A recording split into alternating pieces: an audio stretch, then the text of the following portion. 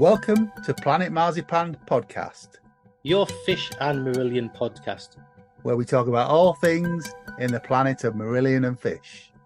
I'm Mezza, and here's my mate, Craig Houston.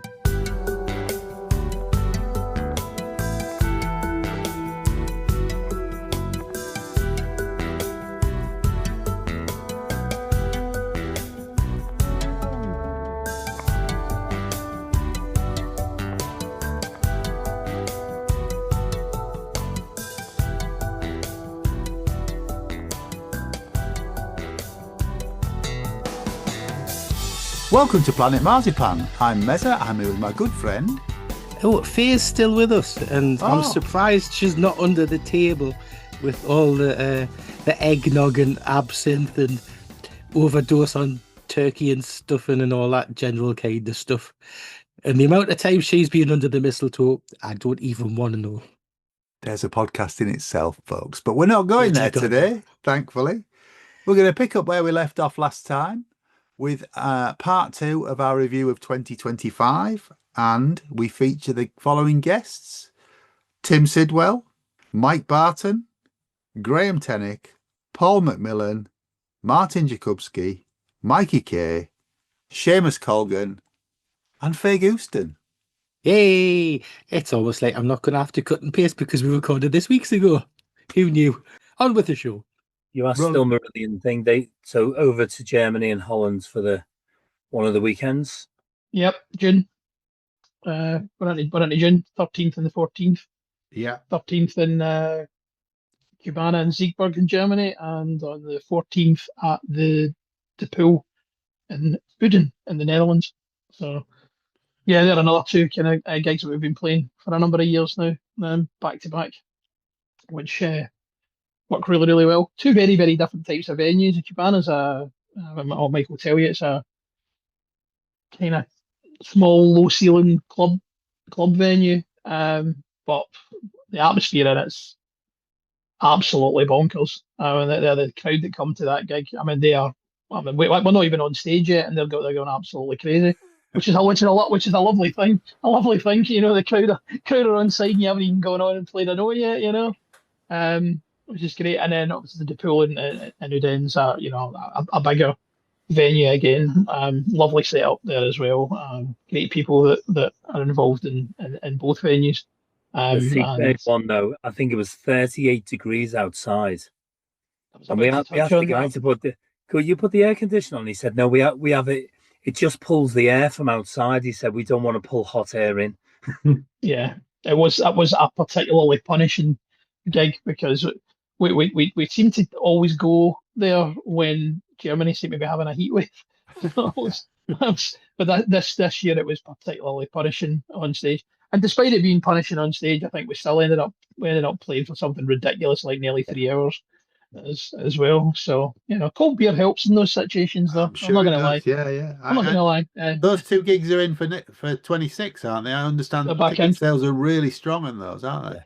The Uden venue, the pool, just posted up in the last week to say that there's less than 100 tickets left for a show there in June next year, which is brilliant. Absolutely incredible. That's a big venue. That's 650 capacity, which is a fairly big one for us. So yeah, that's shaping up to be a belter again. Yeah, fantastic. Well, that's the same weekend that Marillion played Padua. Oslo. Oslo. Sorry, 13th and 14th. Oslo, yeah. Wrong Peter Millis.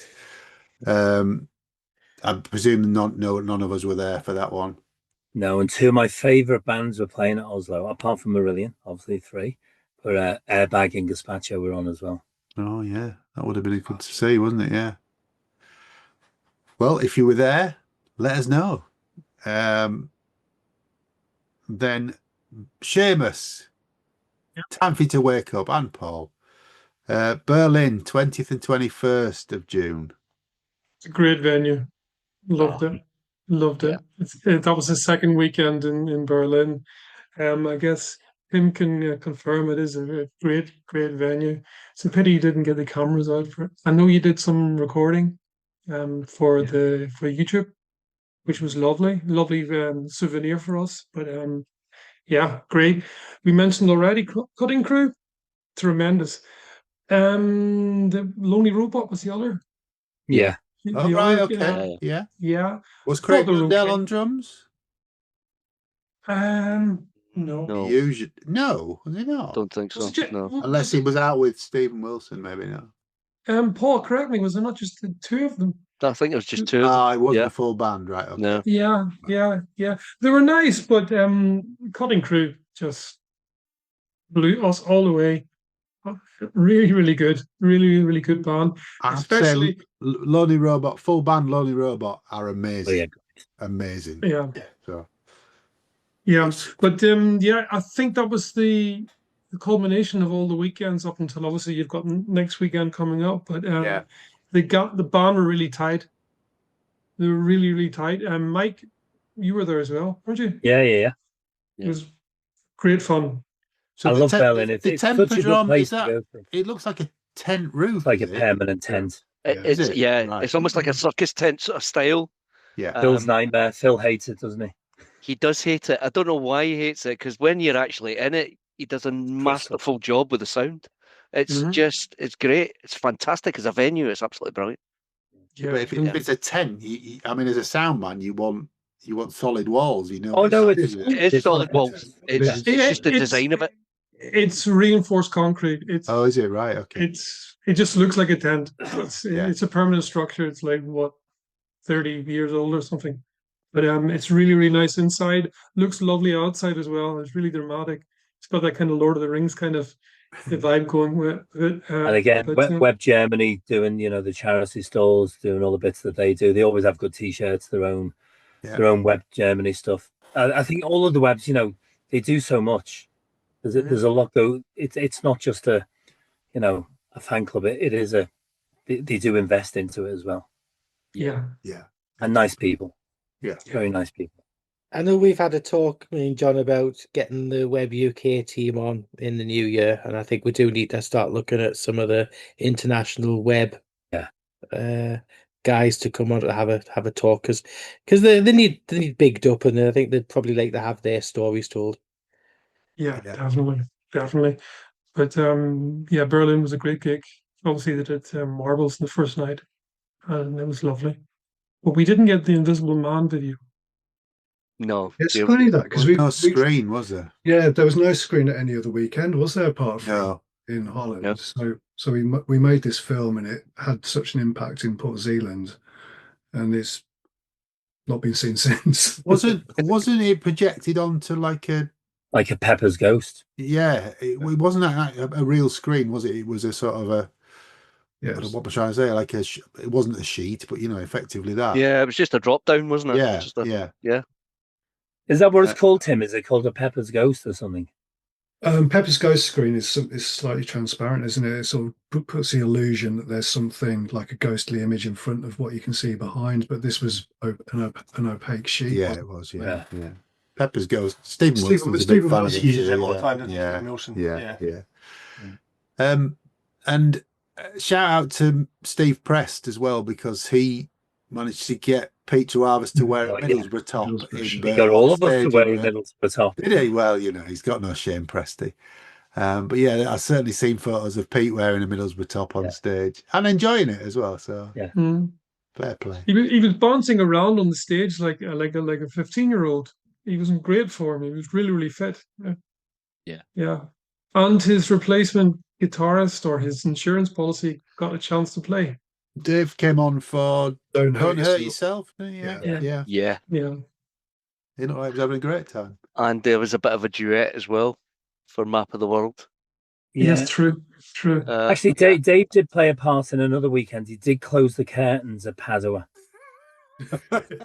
He was allowed to do that. So wow. And we didn't mention Flow and Chords were on there as the no, we didn't. Who were again just lifted to a different level. Well, Flow and Chords obviously were at Port Zealand as well, weren't they? Yeah. And as seen on SPQR as well, which is available on the merch desk at all upcoming shows. By the time this goes out, Mike, on the 23rd, there are upcoming shows. 'Cause shows. But nice try. The other thing that happened in June on my list is Marillion were on the cover of Prog magazine with an article on Afraid of Sunlight, which 30th anniversary celebration. Yeah, which was quite a nice issue if you haven't got it. Warner's announced the picture discs for Afraid of Sunlight and Script. So it was the start. Afraid of Sunlight and Misplaced first time round, wasn't it? Sorry, I meant Misplaced. Yeah, I've written Script, but I meant Misplaced. Afraid of Sunlight and Misplaced. And at the beginning of July, we had the sad news that we lost Louis Jardine. Yeah.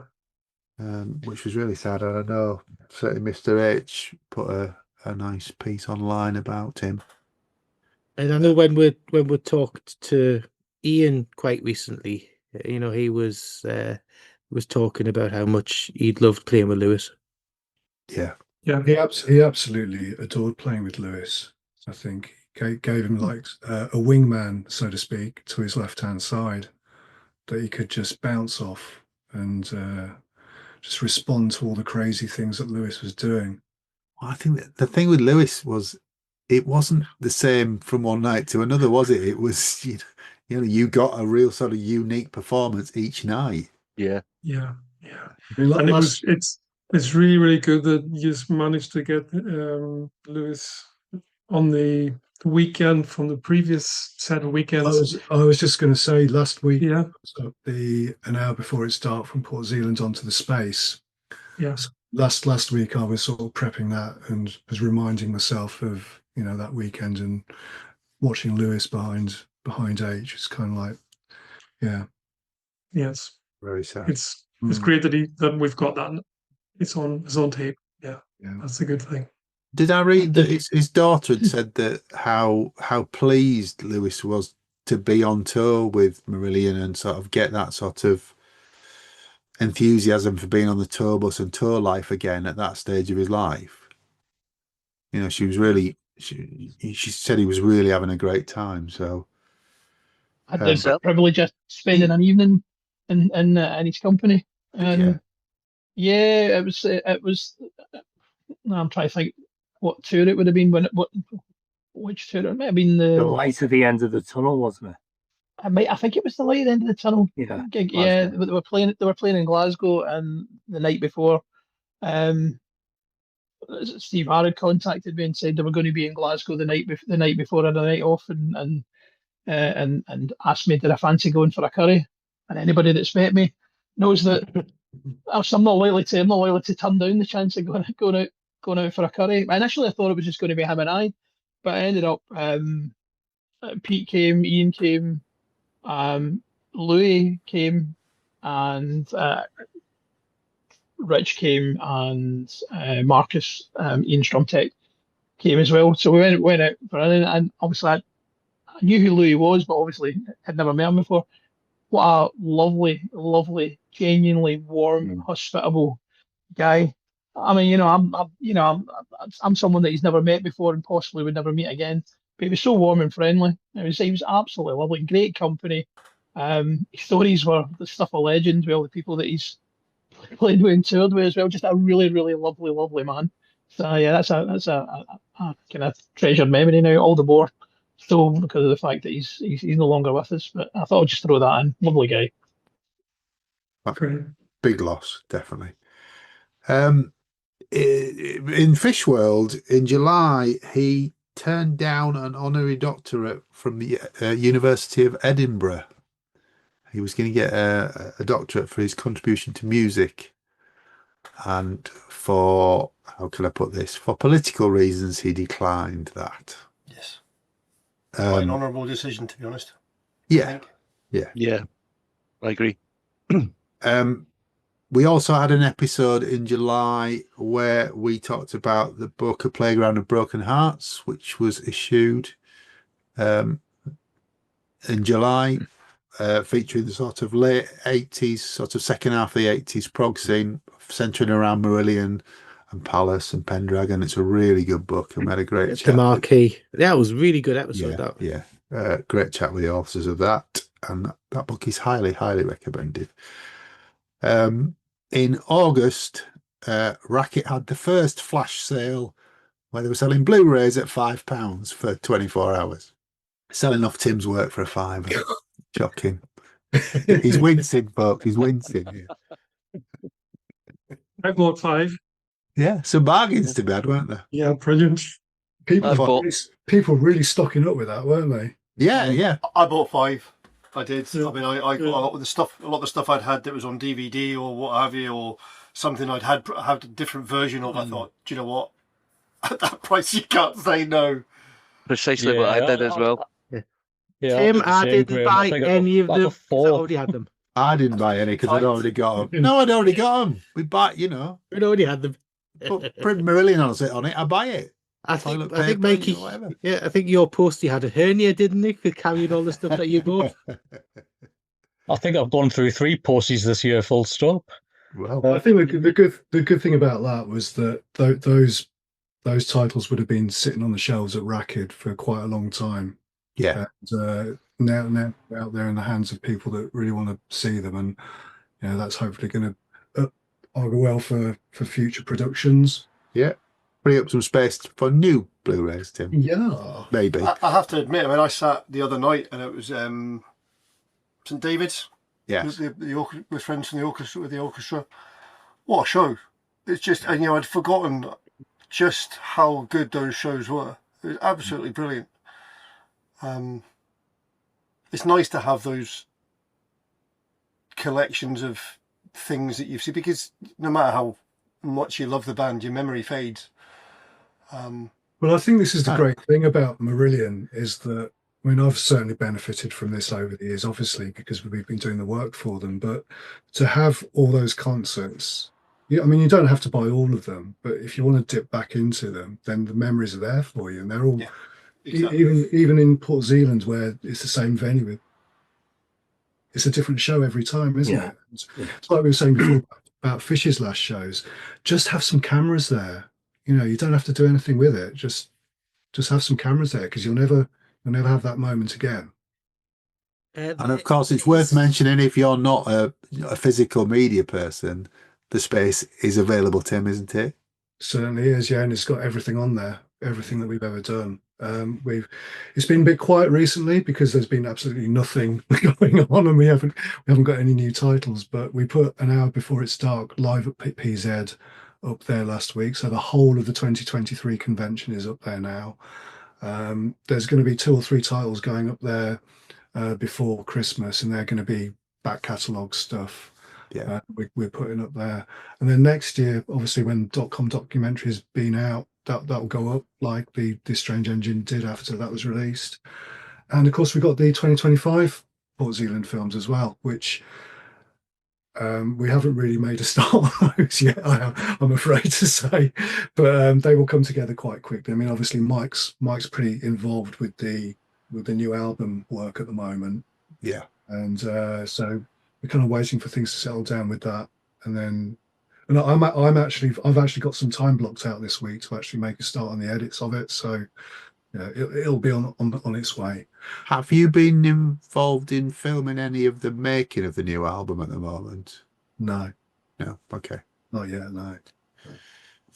Okay. But if you want to know how they're making this album, you just need to watch the making. Oh yeah. 2 or 3 albums, because it's exactly the same process. Yeah. There was another announcement in August, which was Bioscope announced a tour, but that was later cancelled. So gloss over that, I think. Yeah, you guys weren't out on tour in August, were you, Martin? Yes, they were. Yeah. Oh yes. We're always there or thereabouts. Going around in August. We did go and see Craig, yeah. I think we had a gig in up here first of all with Dreadnought.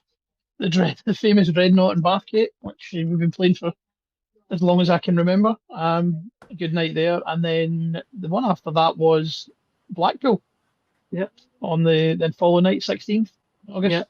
Blackpool at the Waterloo, which is a relatively new venue for us. That's only the second year that we've played it, but that's became something a wee bit of a spiritual home for us now. So much so that when we played there this year, the owner was very keen to pursue the idea of coming back next year and doing a 2-night stand. Oh, brilliant! So we are coming back in August next year, and we're going to do 2 nights in Blackpool because the interest and the demands there.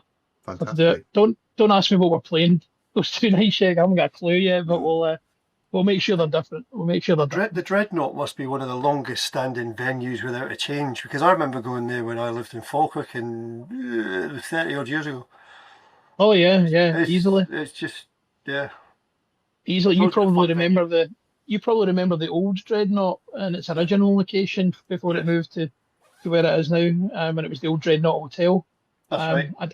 I didn't play it when it was the Dreadnought Hotel. That was just slightly before I started gigging through there. But a couple of the guys and made in Scotland, they remember playing the old Dreadnought. Had good nights there as well. We always have great nights there. And Blackpool was another great night. And then we had the Clooney in Newcastle, Craig's spiritual home. Venue. The Clooney is an interesting venue. In what way? I found it was an odd one to play. I don't know what it is about the venue.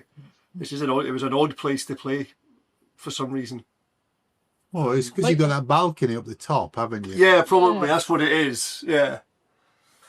It's good. You consider places like the Y and what have you, or it's just different. You guys always go down well there, don't you? Yeah, we've got a great long-standing relationship there. I've fellow Marillion fan who runs it. Steve Brown. Steve Brown, good friend of ours who always puts us on in there, and we always have a great night there as well. That's another hot gig. Yes, particularly warm room, particularly in the middle of August. Yeah, it was great because when I first turned up, later on in the afternoon, because it was really hot outside, so I was sitting next. I bumped into Dave Burnett and Nicola, his other half, and Stuart, our legendary friend, was outside, so he made a beeline to come say hello and all the rest of it. And then about the podcast, so yes, of course you can come on. Plans were he's not hiding his light under a bushel. No. Oh. we'll love him though. We really do. His episode was very successful, Martin, but it didn't beat your record. Nobody beats Martin. That's all that matters. That's all that matters. No, I listened to Stuart's episode. It's a great interview as well, and I actually learned some things about Stuart's past musical exploits that I didn't actually know. Okay. So there you are. Yeah, we had some great feedback. Lots of people enjoyed it. And they love the live tracks on there as well. And thanks for letting us use them as well. Thank you for letting us. That was nice to hear that people enjoyed those as well. Yeah. Into September then, you guys were out and about again, 5th and 6th in Dunfermline and Bradford, at the night train in Bradford. Night train in Bradford, yep. Another great gig. Yeah. Racket had another flash sale on hoodies this time. Anybody think we're trying to create some space? Look, Seamus is modelling one now. £15 hoodie. Very nice. And they also, again, his ears will prick up at this, they announced the German tour for 2026.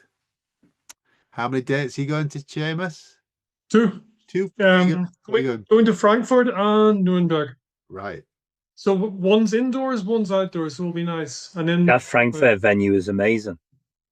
Yeah, I've heard from friends the Jahrhunderthalle. Yeah, we went to see Hollywood Vampires there a few years ago. Fantastic venue. Are you going? Let's see. That means yes. I think some folks are waiting for the rest of Europe to be announced. So I think that's the only drawback of announcing Germany and then a gap and then a UK and then a gap and then Europe and then a gap. Folks want to plan the year, but I totally understand why the band are about to do that.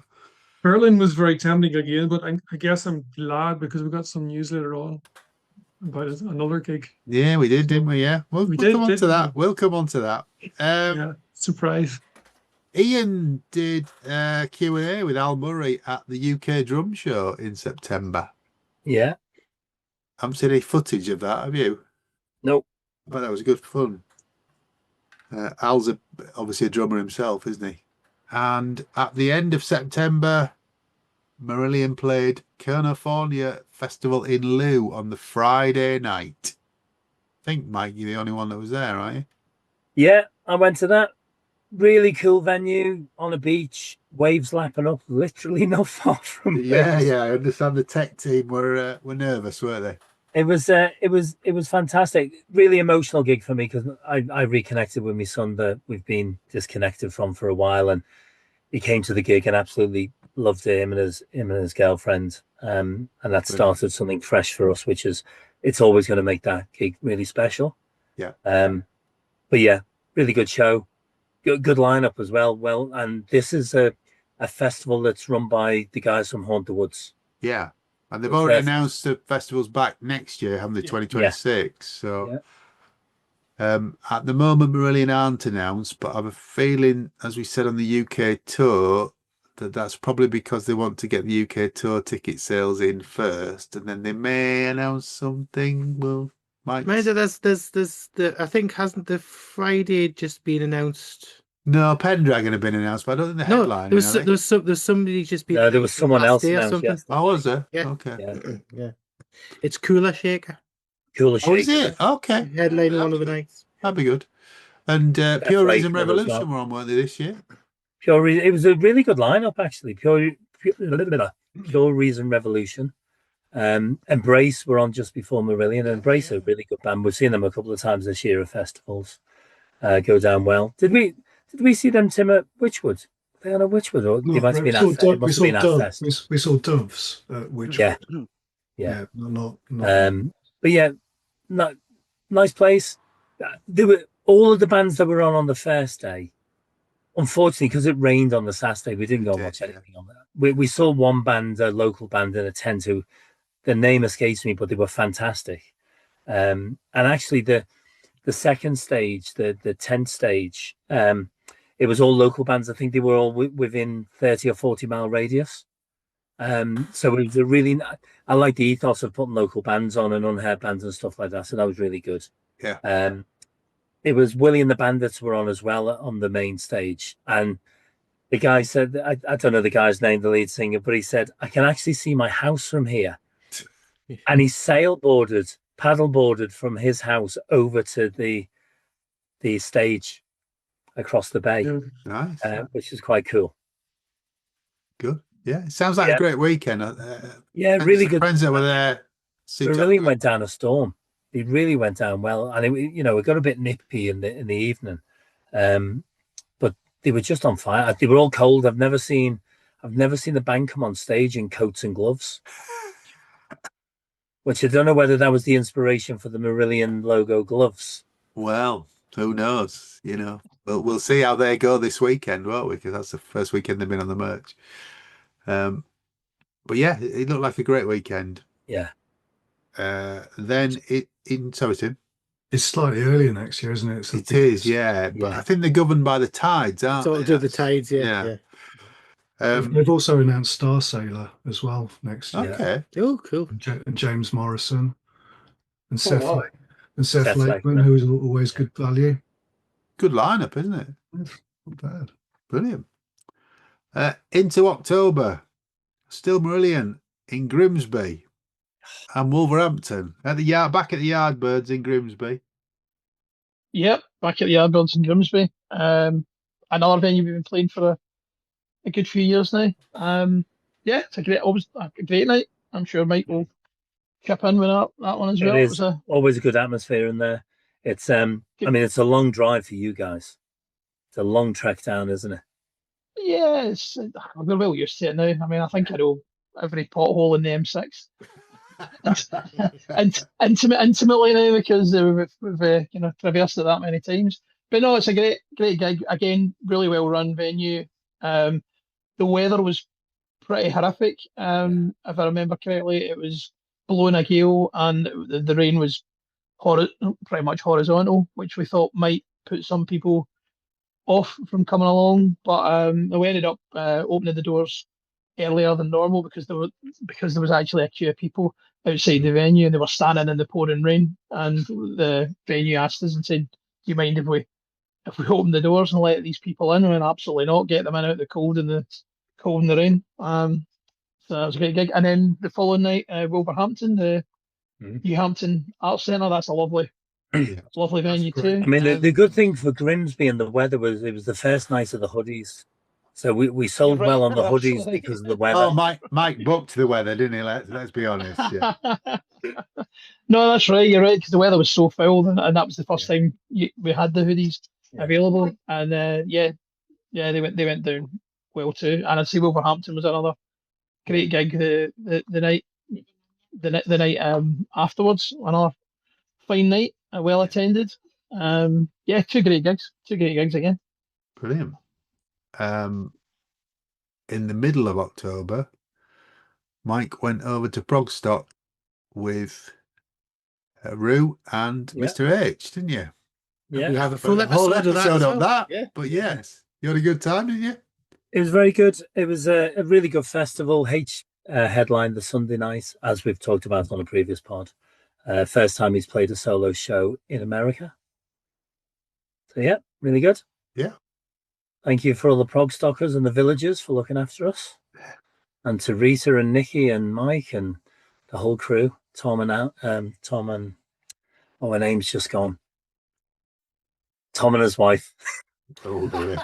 Oh dear. Anne and Tom. Oh, nice save. The other thing in Racket was in October was Racket had another flash sale, but on DVDs this time and some vinyl box sets. Didn't it, Grae? It did. So I made the decision when all the deluxe kits came out. I was like, I'm only going to buy the vinyl for the ones that I bought originally on vinyl. The ones that I didn't buy on vinyl originally, I'm just going to get the CDs and Blu-rays. And then they did that sale. Bought them all. I bought them all because the deluxe sets were like they were like £2 more than the single vinyl versions. I was like, really? Okay. So I ended up with all of them. Yeah. Some more bargains to be had, yeah, definitely. And by this time, Mikey's postman was in hospital. I mean, he's not pushing it before. He's got a double hernia, Mikey's postman. Luckily, again, very much like Graham, I had the deluxe CD Blu-ray sets, and I'd got the just the single album versions of the remixes. So having only had Brave as a deluxe vinyl box set, it was just a no-brainer to pick up Seasons and Holidays in Eden, and they're gorgeous, as you'd expect. And at that price, who's to say no? Yeah, it's a steal. It's rude to not get them in here. On the 30th of October, as announced on this channel, Marillion announced they were playing Pompeii next summer. Oh my God, we were one day only. Oh yeah. I mean, we were sitting on that. How long ago had we recorded that episode? A little bit. Not as long as Tim was sitting on it. Yeah, that was a tough one to keep quiet about. Yeah, it was. Yeah. I almost said it would be like sitting on a volcano, but that would be in poor taste. Yeah, obviously a huge announcement for the band, and we thank Lucy and Ian for coming on and recording a special bit of a podcast with us to announce that. Everyone's looking forward to it. I know you guys listening are looking forward to it. Everybody on the call here is looking forward to it. Even Martin, who's not going, and Mikey, who's looking forward, and Mikey, who's not. I can't get time off for work at that point. So I didn't even try for it because I knew I wasn't going to be able to go. Well, if that changes, Martin, I've got a spare if you need one. I shall bear that in mind. Okay, mate.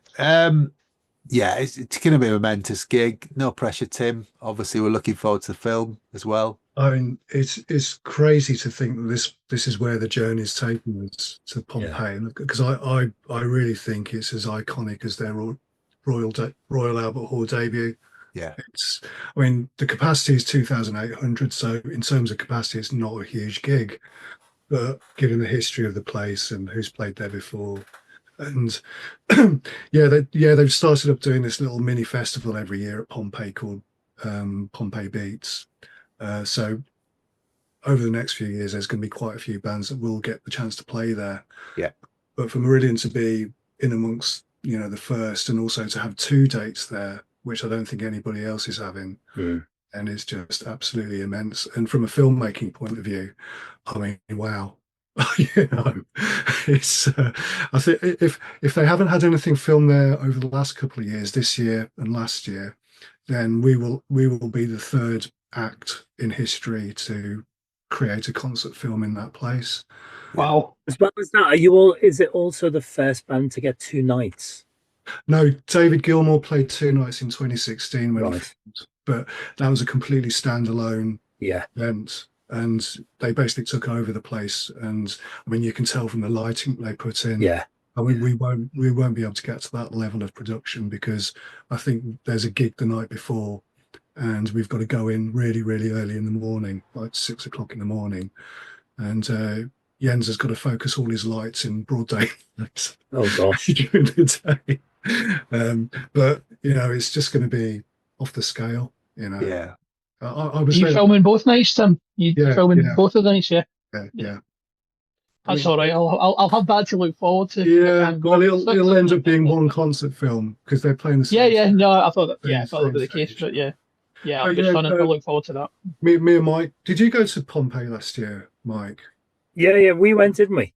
Yeah, of course. Yeah, I've got a great picture of you in that. Yeah. Remember that? Yeah.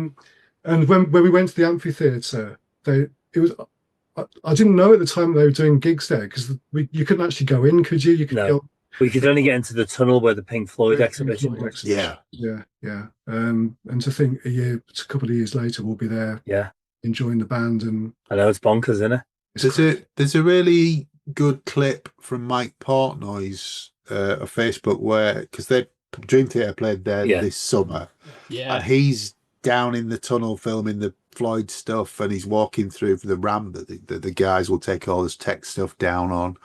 And it's the afternoon before their show, so they've got all the kit with the gazebos over it because it's so hot. It's a real insight into what the setup's going to be like. Yeah, a live album, haven't they? Dream Theater did the live album for the Pompeii show. No, because it's Paris. No, it's Paris. The one that put out was Paris, but I suspect I'd be very surprised if they haven't filmed the Pompeii show. There's nothing come out. I mean, there's some fan footage. So far, they played Echoes. There's some fan footage of that. Yeah. I can't see Marillion playing Echoes, but it would be amazing if they did. Well, we've already got all the plans. We've got camera position. Well, from my point of view, we've got camera position sort of already. We're already looking at that. I've seen Jens a couple of times over the last few weeks because we filmed Howard Jones, and Jens has been on that tour. Yeah. So we've already been talking about the production and what we might be able to achieve from it. But yeah, I mean, I think, like I say, in terms of the stature of the gig, it is as iconic as the Royal Albert Hall. I think down the line, all the stuff that will come out of it, the film, the audio recording, I think it'll do just as well, if not better. Am I right in thinking, Tim, that you'll be the first to fly a drone there and film with that? No, they had one for Gilmour. Oh, yeah. Okay. Well, a couple of the guys that I'll be taking out with me to operate cameras were on the Gilmour gig. Dave Emery, who was on the jib for Gilmour, he'll be out there with us, and Alex Dodd. Both those guys have filmed at Port Zealand for the last, as long as we've been filming there. So we've got some good fellas on the cameras there who've been there before. Brilliant. Well, we're all looking forward to it. We can't wait. Yeah, definitely. And then on November the 3rd, Marillion did a fish and announced the second night of Pompeii. Well, I was in a car driving down to Bristol the day that they sold out the first gig, and Lucy phoned me up and she goes, "I need to patch you into the band call. They're wondering whether they should do a second gig. Would it help you out if we did a second gig at Pompeii?" I said, "Of course, yeah. Do a third, do a fourth. Yeah, it's good. Have a residency." Who's on? Who's playing somebody's playing the Is Monday it night. Sabaton or something? Sabotage. All right, okay. Sabotage, yeah, that's right. There's no one on the Friday, I don't think, but yes, I mean, it's going to be amazing, isn't it? It's going to be amazing. There was another announcement in November, which was the UK tour for 2026. None of us are going to those days, are we? Yeah. 14 shows. We've already covered that in great detail on here. We recorded that the same day as we recorded the Pompeii episode, didn't we? Don't give the secrets away, Craig. No, we didn't. It's interesting though, because the last gig will be Pompeii and the next gig will be Pompey. Yeah, it will. There you go. Yeah, it's Craig's That's got to be a birthday. t-shirt. He's not going. Got to be a t-shirt there. Yeah, available from Mike outside the venue in Pompeii. From Pompeii to Pompeii. Yeah. Yeah. Strike me down for one of them, Mike. I'll have one of them. Yeah. Mr. H was on his travels again to Poland on the 21st of November. How was that, Mike? Web Poland gig? Yeah, went over on the 20th, and the Web Poland were having their 10th anniversary. Okay. In a club called Voodoo Club. And there was some bands on, they were having a celebration, and there was a tribute band on called Blue Angel, and H got up and sang No One Can with them. Wow. Cool. So that was the night before, and then he'd done his gig on the 21st, and it was in the proper Radio Poland studio. It was like Maida Vale. All right. Proper radio theatre. Gorgeous venue.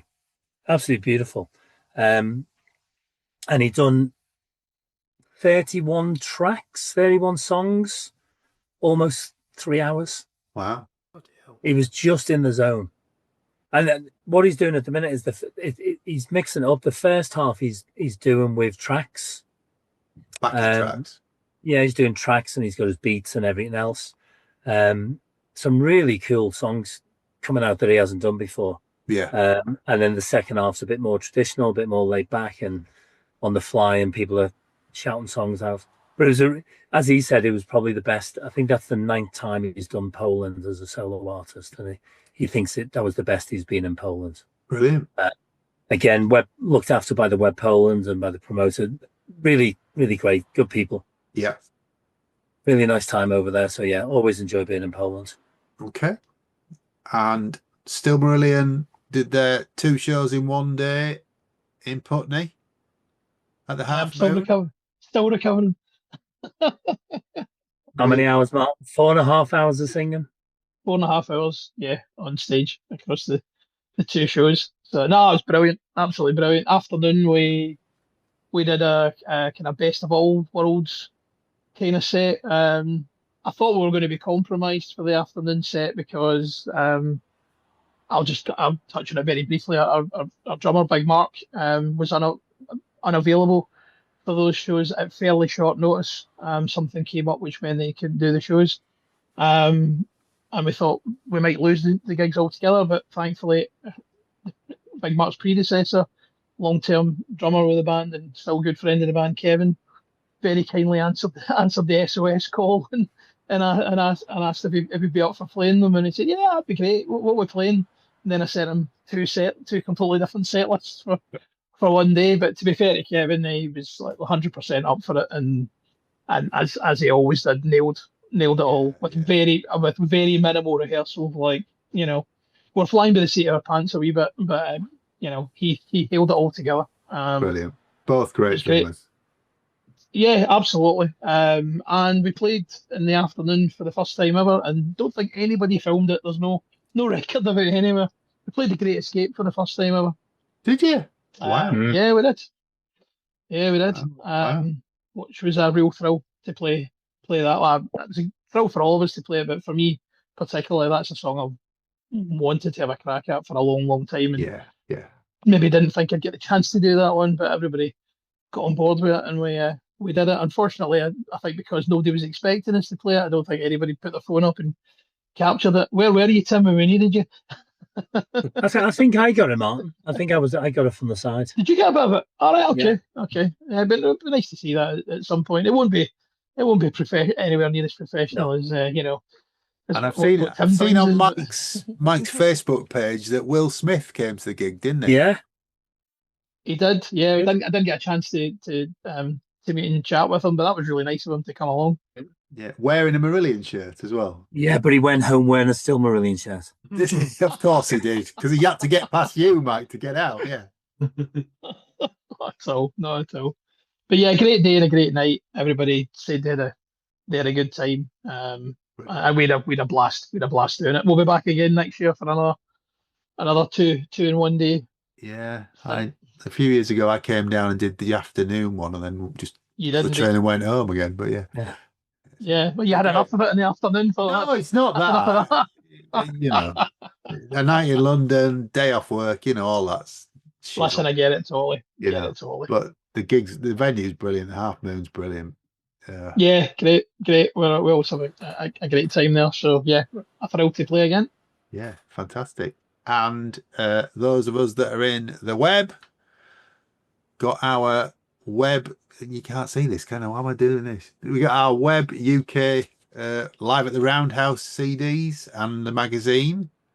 And this is about half the gig from the 26th of November 2023. Mm-hmm. Good gig. Yeah, well great. CD, doesn't it? Yeah. A copy from the web Germany hasn't arrived yet, so I'm looking forward to it. Is that a complaint, Seamus? No. No. Okay. No. Tim, did you not do some documentary footage at this gig? Yes, we did, and I've got an assemble edit ready for it, but I have not had the opportunity to go back in and refine it. When I heard that they were going to be releasing that for the web, I thought that will give me a kick up the bum to get it sorted out so we could release it somewhere simultaneously, but it just hasn't happened. Okay. I'm sorry. No, it will see the light of day at some point. Yeah. You don't need to apologise, Tim. No, sorry to put you on the spot. One thing I was going to say is that's missing from this particular CD, and that was a Christmas message. And I thought Mr. Sidwell might have actually been filming that, but that hasn't happened. We haven't done one this year. That's a very good point, actually. Not yet, anyway. Okay. Full time. There's time this weekend. Yeah. Well, as we go into December, as we're recording, you've just missed one little thing out. What have I missed? Your Season's End and script picture discs. Oh, yes. Season's End and script picture discs arrived, and there you go. That's it. You know, I'll do. And Mike's posting again. Yeah. And there's 2 more about to be announced in the new year. So all 8 of the Warner's albums will be part of that series. Yeah, Royal Mail are advertising for postal workers in the Gateshead area. Must have postal trolley. Yes. Must have hydraulic kind of lift. Yeah. So as we're recording, some of us are about to head to Utrecht for the last weekend of the year. A great venue. It's over 4 nights. So we're back to the sort of Port Zealand setup. Be interesting to see if they play King of Sunset Town. I don't think they will, but would be my guess. But well, you'll find out on next week's episode. Yeah, you might do. Yeah, we'll record something. And Mike, you've got a pretty busy period as well, I mean, because you're coming to Utrecht, aren't you? Coming over for the first 3 nights, coming back to work, and then 2 nights of Trading Boundaries with H. 12th and 13th. Still Marillion have got their last show of the year in Drummond's in Aberdeen on the last night. I've never done the last night with Still Marillion ever. It's an anticlimax, Mike. I hate to tell you. The thing is, Mark won't say it, but this would be the end of their 17th year. Next year, Still Marillion are 18. That, for any tribute band to have 18 years is bloody amazing. Thank you. It's quite amazing. And I'll just cover this very quickly as well. It's weird because our last gig of our 17th year together, again, Big Mark's not going to be able to do the last gig of the year. And Kevin is not available to do that gig of the year. So our original drummer, one of the founding guys in Still Marillion, Andrew Buchan, Andrew's answered the call for the Aberdeen gig. And Andrew hasn't played with us since 2011. That sounds interesting. He's gonna step in. He's going to step in and he's going to do the Aberdeen gig with us again. Another fantastic drummer. He also played at one point in Made in Scotland as well, as did Kevin. Historically, Kevin played in both bands for a period of time as well. So Andrew's going to come in and play that gig with us, and I think we're going to get 1 3-hour rehearsal before that show. So there's no pressure there whatsoever to get it right. I'm glad you finished that, because I thought for a minute it was going to be Mike Barton's debut on drums. No. So it'll be great. Always great to see Andrew anyway, because we've always remained in great terms, and he's going to come and play that show. So it'll be special because it's the last gig of the year, and things kind of come in full circle with Andrew playing a show with us again, which will be nice. Yeah, brilliant. And then Mike, you're about to say the last 2 H gigs of the year are the last 2 H. Oxford, new one. So St John's has gone. He's not playing there anymore. So he's playing Trinity College. So that'll be the first time. And then ending the year at the Crypt in Liverpool at the Metropolitan Cathedral, which is always a great night. Great venue. Yeah. I think you come into that, John and Craig. Yeah. So yeah, start of the year with H and ending it with H. Yeah. And then then there's 2 more shows in January. Back to Utrecht. In Holland or the Netherlands, and then Paris at the end of January. Wow. Okay. Well, I want to thank you for listening to all of this, because thanks for listening to part 1 and thanks for listening to part 2. The folks on this call don't know there's a part 1 and a part 2, so I've just announced that to them. But we didn't have a half-time break. But no, Craig disappeared. Did you not see him just walk off the screen? He does that. I was expecting sliced oranges at half time. Another Belgian bun. We can have them delivered. A Belgian bun. It's old man bladder, knows what it is. We want to wish you a very Merry Christmas, or depending how Trevor Horn edits this, we want to wish you a Happy New Year too.